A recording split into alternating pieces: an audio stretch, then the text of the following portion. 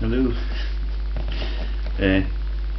I've just had encouragement from a man called Guy Couper, who's the MSc on my case in the psychiatric instances. He now knows that I'm totally busted for cash because of the issues of the sequestration of my funding by Jedburgh Sheriff Court. That's the Scottish Government and the Crown Office that have frozen my assets, that have imposed me a declaration that I must share that fund with my wife, and my wife's solicitor has left the country with the £50,000 plus that we've put in the bank to be subdivided. Guy Couper is the man at NHS BORDERS that has conceded that all of that is dismembering my capacity to pay for my home, to pay my bills, and all of the repeated threats to shut down my energy. So today I'm asked to attend another discussion with the new doctor. That's Dr. William Oostven. When you look at the headlines for the Daily Mail, and all my revelations about the Daily Mail's headlines on the killing of Dr. David Kelly, that comes out as 007 in their headlines, and the whole lot of it is a massive joke. So I'm going to now call the practice and tell them that my immediate commitments to be able to fill up my accounts with the money that has been stolen by the people that are the former Borders Council employees, aka Miss Tom, is my immediate priority, and I will not be able to attend their medical sectioning threat number 9, which is the meeting that they've called for between Dr. Willem Oostven, consultant psychiatrist, and Shona Wilson, community psychiatric nurse, at 2 p.m. on Friday the 6th of November 2015. This is the day that I'm making the revelations on the 2,000-year-old religious fraud and all of the attempts of all of the Borders Council to shut up my campaign of information, and the religious frauds are coupled with the asses joke, which is the issuance of the coinage from the Piso family members that wrote the Bible 90 years later. It's the fictitious launch of Jesus Christ. These are the world's biggest secrets, which is why they want me sectioned. So I'm going to tell them that I'm too busy with the issues of trying to get a meeting with my elected officers, all of whom at the Borders Council received my email yesterday. It was only one person who did not receive that, and that was me in my own home, because legally confirmation that you've emailed something to someone else can only be put over if you send it to yourself.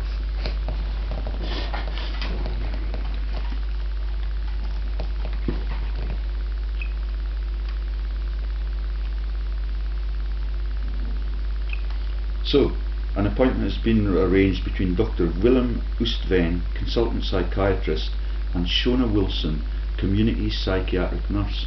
The man that did the sectioning, shut down all of the videos, has now left the region. He's Basil Switzer. And it's to be held at Kelso Health Centre, Inch Road, Kelso. That's the letter from Sandy Morris, dated 19th of the 4th 2011, when the next time I attend the health centre I will be asking for an official signature on that from the man called Mr. Cameron, who is the administrator at that surgery.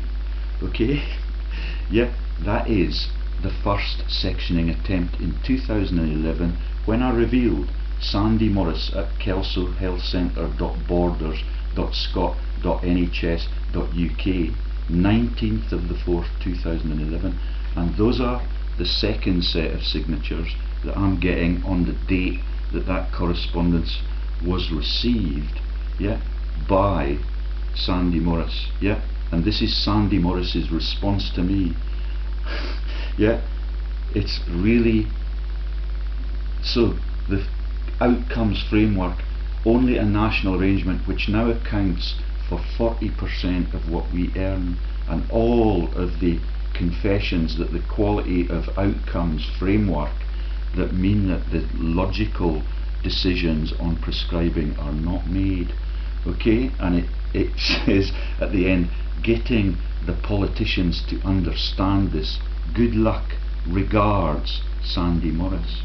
Within a few weeks he got his instructions from Finland, and that is, desert that sad little bastard, because he's an enemy of our profiteering community, and he will be able to expose the fact that we dismember our elderly patients by giving them too many drugs by overprescribing. Okay, so my meeting is with at 2 p.m. on Friday the 6th November 2015, Kelso Health Centre. That's the epicentre for my persecution. Yeah, the man who left that, retired at age 60, is Dr. He lives in my scheme. Yeah, they've had the Church of Scotland drive by.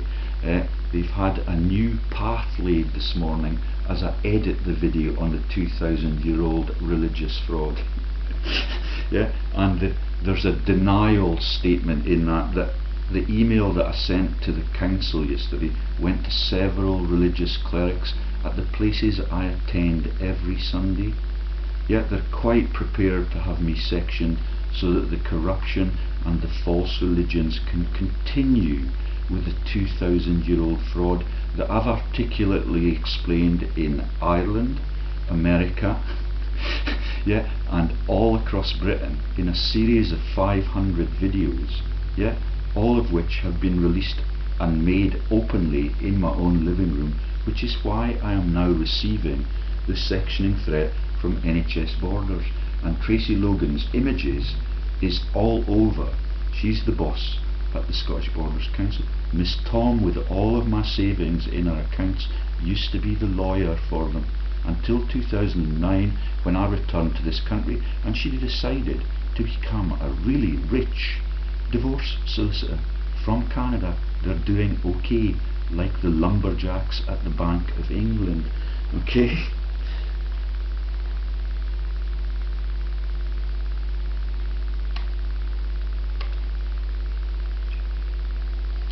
So I've this is sent by Susan Brotherston, and I have to reply.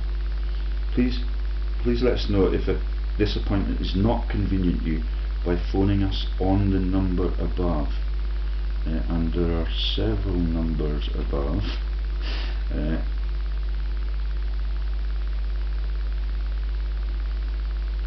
But not the Kelso one, which is quite telling.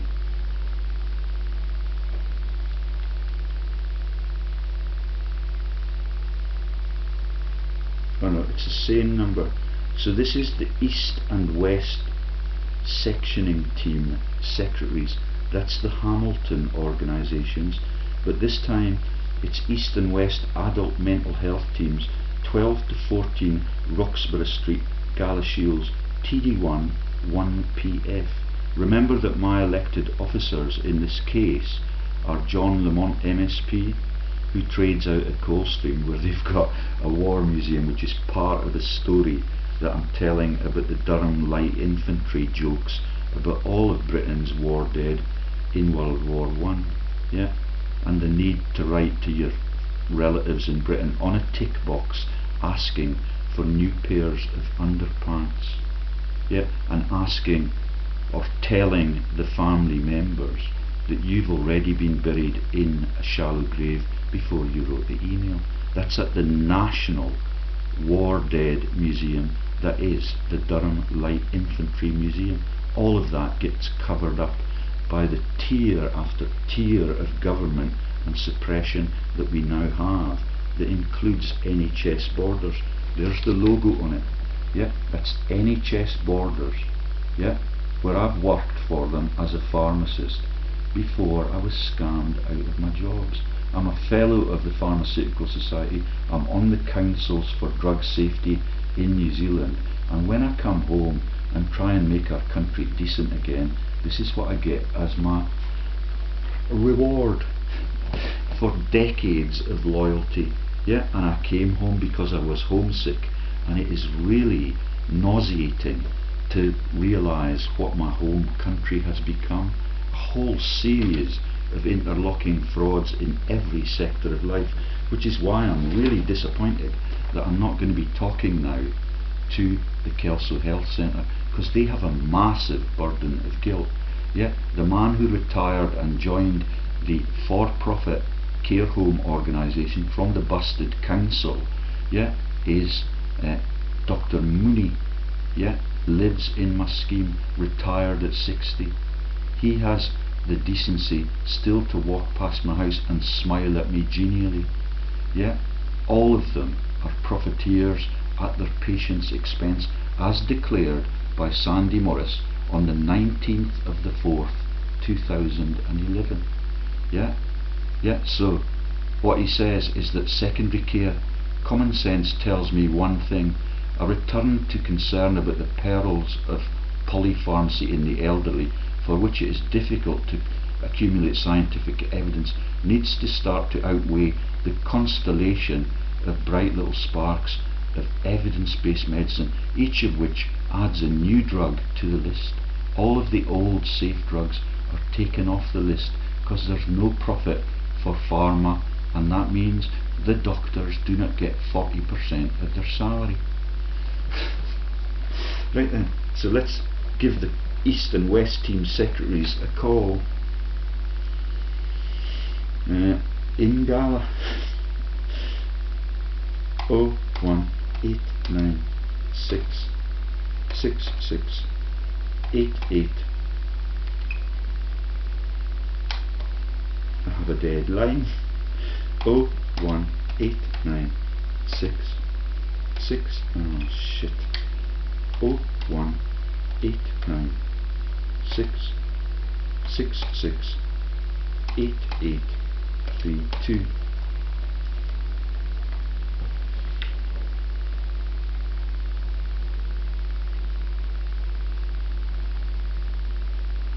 Hello East West team, you're in GALA Shields, are you? Yeah, my name's Professor George Lees, and I'm being sectioned for my political activity in Scotland and all across Europe. I'm supposed to have a meeting with Dr. Willem Oostven and consultant and Shona Wilson, community psychiatric nurse. I cannot make it. And are you in the same department as Guy Couper? Might I get his extension before you put the phone down for me? He's been really kind to me. Alright, if you could give me his number, I will ring him later and thank him for what he's done on my behalf. He's the only person since I came back to Scotland to help me out with the massive things that I'm revealing. It's at 2 o'clock today. Yeah, I cannot make it, I'm afraid, because Guy Couper has explained to me in his recent letters that he understands that Jedburgh Sheriff Court have frozen all of my assets and I cannot pay my bills. My wife's divorce solicitor, who used to be the council lawyer, has left the country with all of my savings, tens of thousands of pounds, in her accounts. I have no access to them. Until I get that sorted out, I cannot meet your psychiatric teams, yeah, with their attempts to silence me for my political activity. Yeah, I'm determined to get my savings back into my accounts.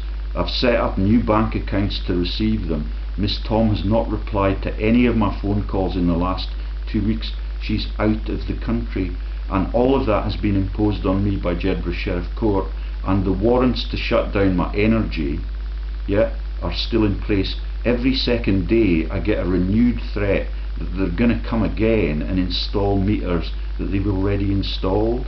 Yeah, so Guy Couper understands all of that, and he's accepted that because those things are so stressful, yeah, and all of it, and all of my savings and all of the fate of my house has to be negotiated with Jedburgh Sheriff Court before my divorce proceedings are ended. Yeah.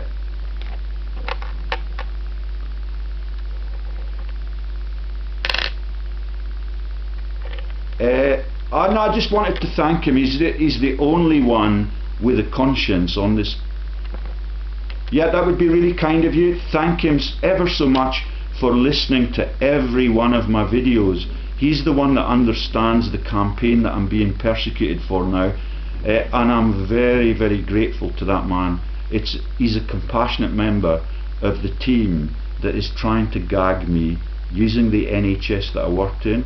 And I need to tell you that I've got a letter here from Dr. Sandy Morris that conceded from the practice that I'm now being enforced medication in, that he was committing crimes against his patients to earn 40% of his salary, and that letter is dated the 19th of the 4th 2011, when my wife and Dr. Fingland, within 3 months of them realising that the doctors had confessed to the biggest sin against their patients that they can commit, to me in writing, yeah, from the practice manager, who is Adrian Cameron at the Kelso Health Centre, where I'm going to be enforced the intramuscular drugs twice a month.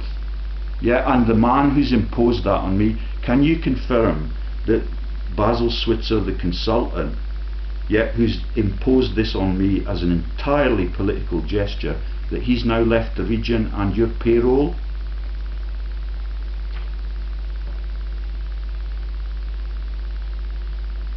But can you confirm that Basil Switzer is no longer in the workforce at NHS Borders?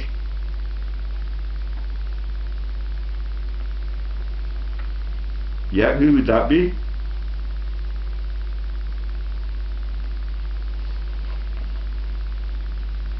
Okay, that's really kind, thank you. But can you relate to the Kelso people that I will not be there this afternoon because of my financial plight that has also been imposed on me by the local politicians? I wrote to all of the border councillors yesterday. None of them has the courage to reply. The letter went to John Lamont and to Callum Kerr too. Yeah.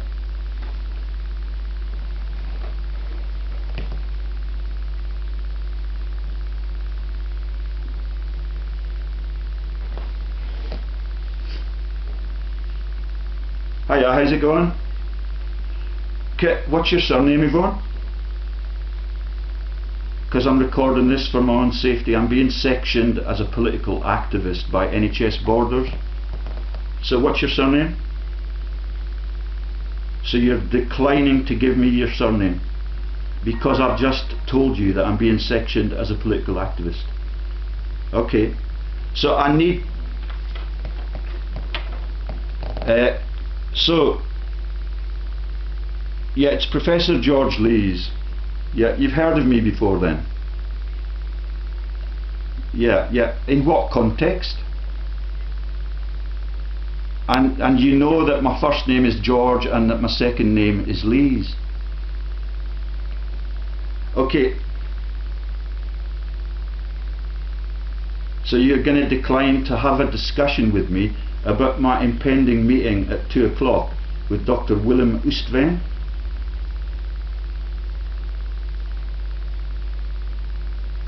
Yeah, I cannot make it. I've explained that to your colleague. Yeah, and the reason I cannot make it is because of my persecution and all of my assets being sequestered by Jedburgh Sheriff Court. Yeah, and I wanted to relay through the last person I spoke to my admiration of what Guy Couper has done in the social work department. Yeah, that's really good, because he recognises that all of my tens of thousands of pounds of savings have been sequestered. Yeah, and all of that is a massive fraud. Yeah, all of it has been condoned by Jedburgh Sheriff Court. They have issued warrants, yeah, in the period where they have frozen all of my assets, to have my energy shut down at my home because I'm a political activist. And can I ask you the question that I asked the person who's handed me over to you, whether or not the person that Guy Couper refers me to all of the time, Basil Switzer, has he now left the payroll at NHS Borders? So you can confirm that Basil Switzer has now left, having convened all of that information on my psychiatric ill health, which I received the diagnosis for within 23 hours of the locked door hearing in GALA Shields. You can't comment on that, and I've got the documents sitting here in front of me from Dr. Ian Fingland, who trained as a policeman. Did you know that? You didn't know that Dr. Ian Fingland, who sectioned me with 23 hours notice on the diagnosis, had trained as a policeman first. Okay, did you know that Sandy Morris confessed to me on the 19th of April that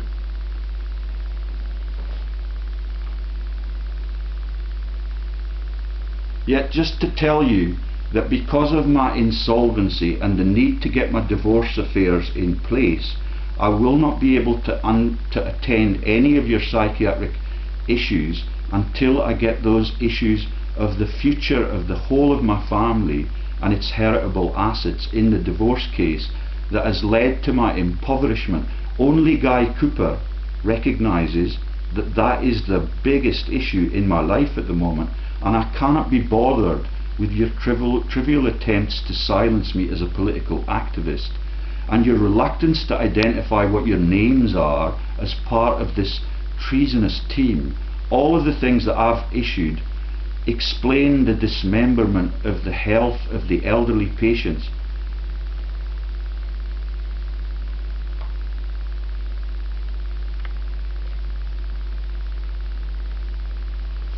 And can you explain that the issues of my financial future and my capacity to feed myself day to day, because I've got 800 quid left in the bank account, the gas companies, now that they've imposed the metering on me for my political activity, all of them, that is going to run out.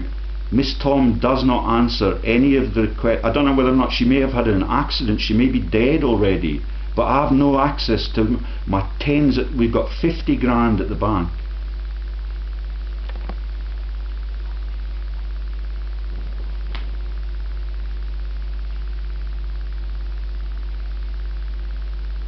Yes, and I'm calling NHS Borders through Guy Couper. If you can get me in touch with him, I need, as a vital issue on behalf of my own kids and their heritable assets, to determine what happens to my home and how I can feed myself for the rest of the year.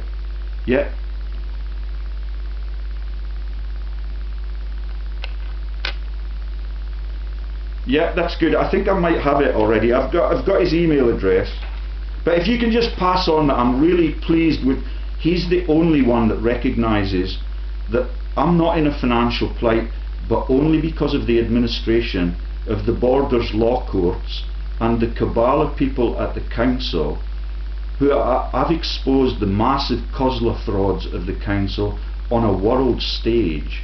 And I've exposed the frauds of the doctors against their patients, and I've got all the correspondence here, and all of the Border citizens are beginning to sign and witness to the message and the confessions that Sandy Morris sent to me from the Kelso Healthcare Centre, where I'm going to be enforced the medication. I'm a professor of drug safety. I'm on the Council for Drug Safety in the Southern Hemisphere, and all of the sad bastards that run this are just attempting to silence me by forced medication. So I cannot attend today's thing until my financial affairs are put in place. Can you explain that to Dr. Oostven?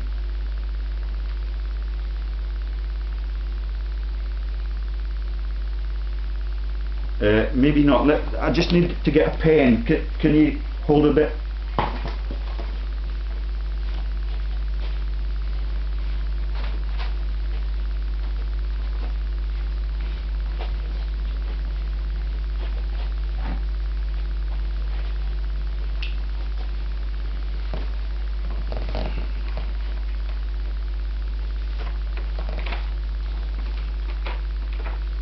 Fire away.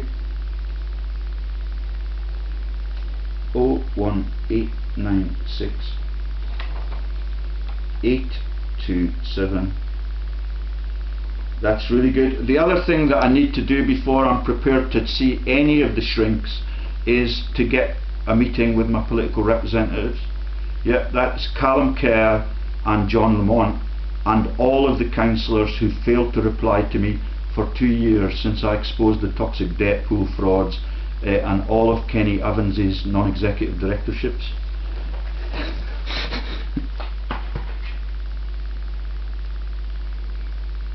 Do you not record your phone calls? Do you not record at that end? Wow, that's quite unique in this culture. Thanks ever so much. Bye.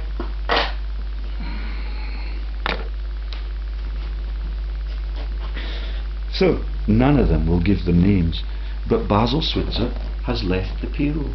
Yeah, and I'm going to publish now Basil Switzer's diagnostic interview with me, yeah, on all of his jokes and all of my insight into the dangers of those drugs and the intravenous consequences of the Miss Wilson getting the injection in the wrong place.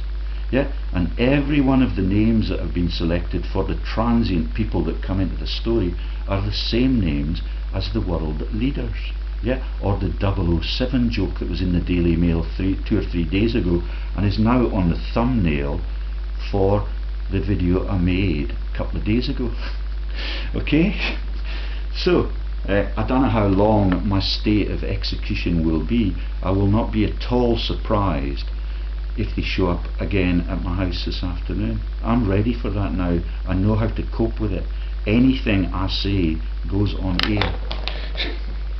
And none of them will even give me their surnames.